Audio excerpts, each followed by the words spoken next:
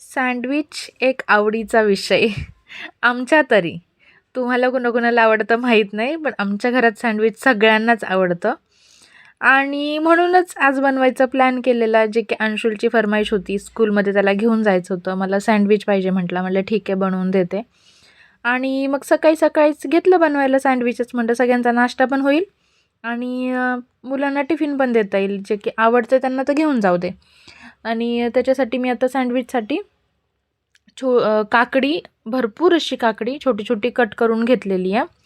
आणि त्याच्यानंतर tomato cut करून घेतलेत. आणि हे सगळं थोडं बारीकच असं कापून घ्यायचं आहे. त्याच्यानंतर कांदा कट करून घेतलेला आहे, तो पण मी आता इकडे टाकून घेते आहे पातेल्यामध्ये. हे आपण गोल गोल चकली करून पण टाकू शकतो, पण मुलं मग ते काढून ठेवतात साईडला आणि फक्त ब्रेड आणि केचप खातात. तर मग सँडविच खायचा काय फायदा आहे. म्हणून मग सगळं छोटं छोटं कट करून मिक्स करून टाकायचं एकदम, जे की त्यांना निवडायलाच आलं नाही पाहिजे आणि सगळ्याच पोटात गेलं पाहिजे. तर मस्त हे मी चिरून घेतलेल्या भाज्या सगळ्या टाकून घेतल्यात पातेल्यामध्ये. त्याच्यानंतर मी त्याच्यामध्ये मिओनिज टाकलं आहे, नंतर ऑरिगॅनो टाकलेत आणि त्याच्यानंतर चिली फ्लेक्स टाकलं आहे थोडंसं. आता हे सगळं टाकून झाल्यानंतर ह्याच्यामध्ये थोडंसं मीठ घालायचं आहे. मीठ घालताना विचार हा करायचा आहे की आपल्याला त्या सँडविचला बटर पण लावायचं आहे, चीज पण टाकायचं आहे. त्याच्यामुळे मिठाचं प्रमाण अंदाज घेऊन व्यवस्थित टाकून घ्या आणि हे सगळं छान असं मिक्स करून घ्यायचं आहे. आता मिओनिज पण सँडविच जेव्हा आपण त्याच्यामध्ये हा मसाला भरतो त्यावेळी वरून टाकतात, पण मी तसं करत नाही, कारण ते खूप जास्त प्रमाणात खाल्लं जातं. त्याच्यामुळे थोडंसंच टाकायचं भाज्यांमध्येच आणि ते सगळ्या भाज्यांना लागेल आणि सगळ्या भाज्याचं छान ज्युसी होतील असं करून टाकायचं. एकत्र सगळं मिक्स करून टाकायचं. तर मुलांसाठी या गोष्टी थोड्याशा म्हणजे विचार करून करायला लागतात, जास्त पण त्यांनी खायला नको हे म्हणून. आणि छान हे मिक्स करून झालं आहे. आणि एक गोष्ट टाकायची राहिलेली, ती म्हणजे काळी मिरी पावडर. ती पण आता मी इकडे टाकून घेते आहे. आणि आता झालं आहे रेडी, आपण सँडविच बनवून घेऊ शकतो ह्याचं.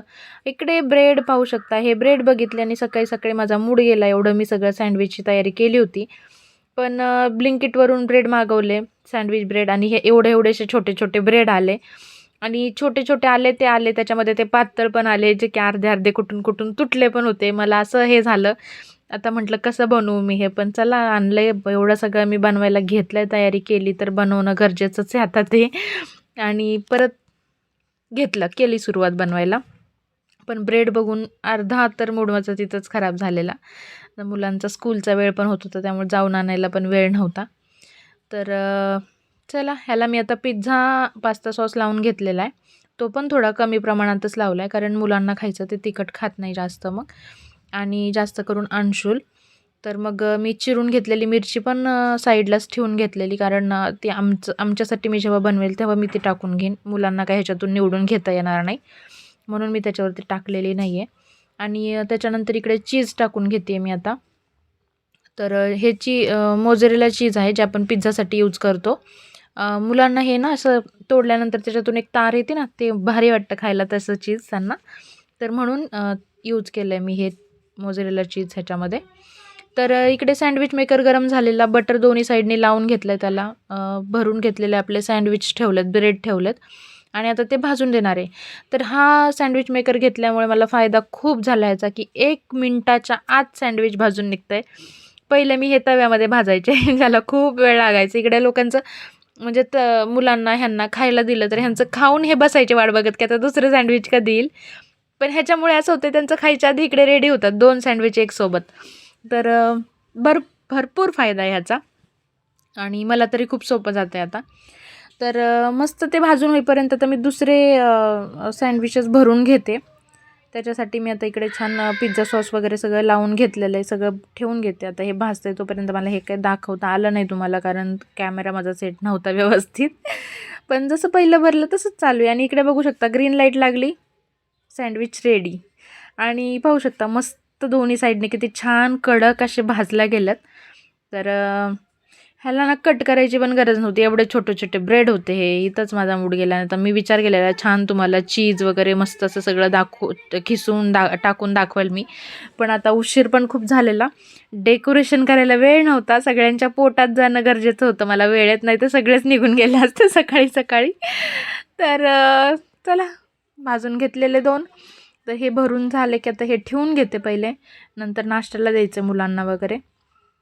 आणि टिफिनसाठी पण बनवायच्यात.